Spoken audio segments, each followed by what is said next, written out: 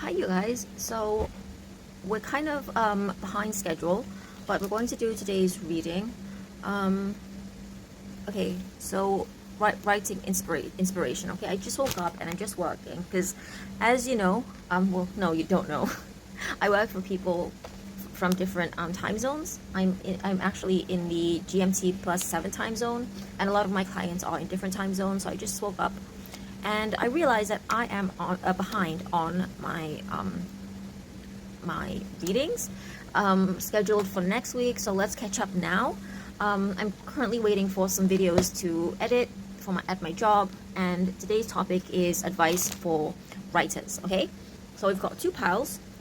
Pile one will be this rainbow pillbox. Oh, let's do three piles.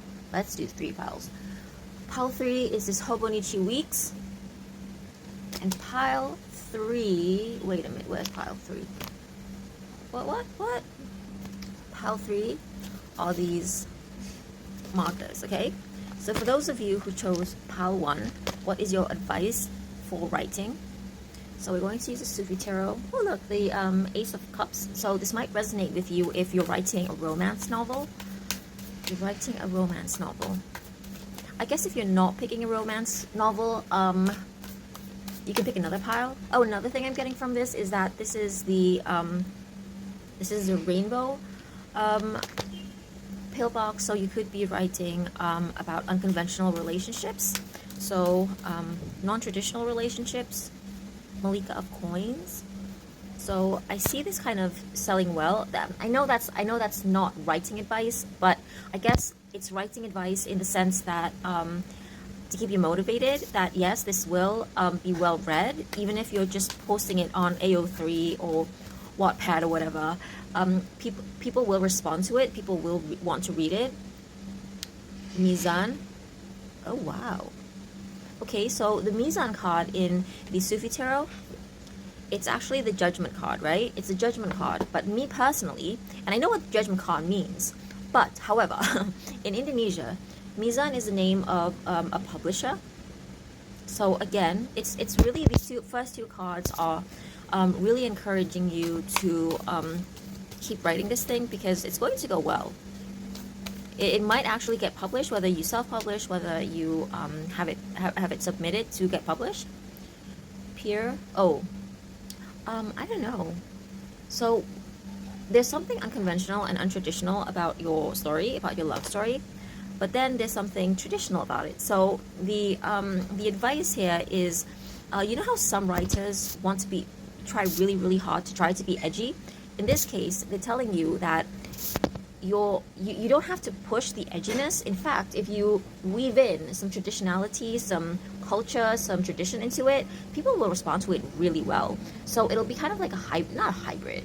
It's kind of like a fusion of edgy and something different, something unconventional, mixed with something traditional and conventional, and people are really going to dig that. Okay, so if you're thinking that, oh well, I just want my thing to be modern, well, that's fine, you can go ahead with it. But if you add some traditionality, if you add some culture, if you add some ancestry to it, I'm specifically hearing ancestry, it'll go really well. So I hope that helped. Pile 2 and 4 of coins. Keep your stories to yourself, because I'm getting that you have really original ideas, and don't share them with people until it's time for you to publish. Okay, so those of you who picked pile 2, okay, so you could be writing a fable, you could be writing something that's very closely astrology inspired. I don't know what that's about. Okay, so we did get the bottom of the deck was the Hierophant, which came from the last pile, but we're going to shuffle this really well and see what you get out of that. Okay,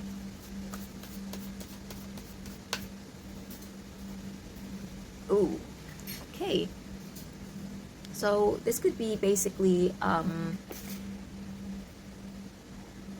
okay, don't shoot the messenger, tone it down with the love masochism.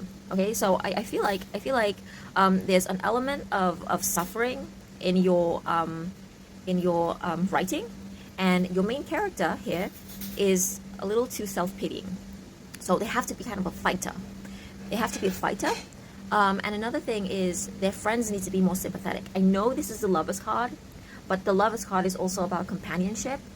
Their friends need to be more sympathetic or not sympathetic, or there's something about them being too sympathetic and being too easy and letting your character get away with too many things, or there are other characters who are very, very hard on them. Okay, so there's kind of a little confusion with that.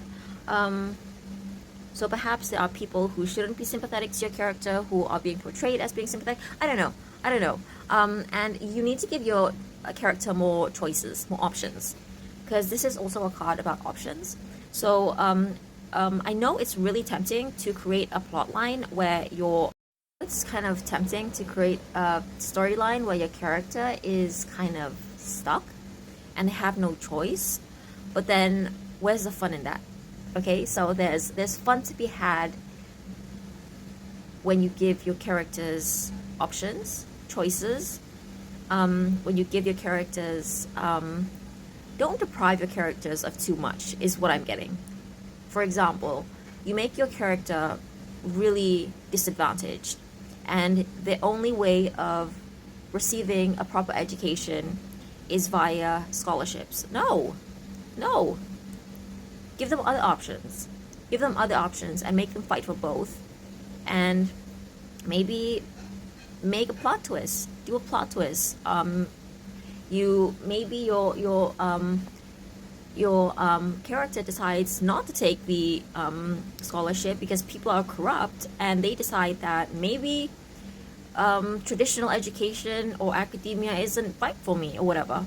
So there's an element of that, and I just saw 111 and the Shabanu, so divine femininity. There's something about female empowerment that's going to be really important for your character, even if your main character is male. They're going to embrace their feminine side, and people are really going to like that. They're going to enjoy that. They're going to respect that in the character and in your decision making as a writer. Okay, so those of you who chose Pile 3, the highlighters.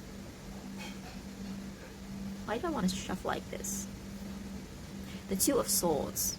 Why am I getting the vibes of, you know, those kind of books where you decide your own plot, and it says, well, if you want to do this, go to page so and so, and if you want to go that way, go to page 6 or whatever. Why did I just say page 6? Oh, page 6 as in New York newspaper.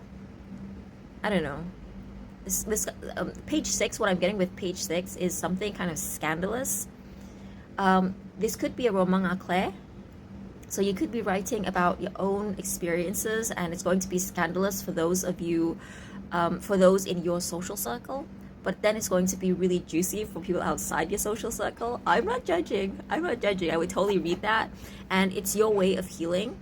So if this resonates as a roman à clef, it's definitely giving the vibes of somebody who's writing, a writer who's writing to heal themselves. Okay, so what can we get from that vibe? Ooh, again, divine femininity. Pile 2 also got the Empress card, and it's also telling us that some element of female empowerment will be really popular among your readers.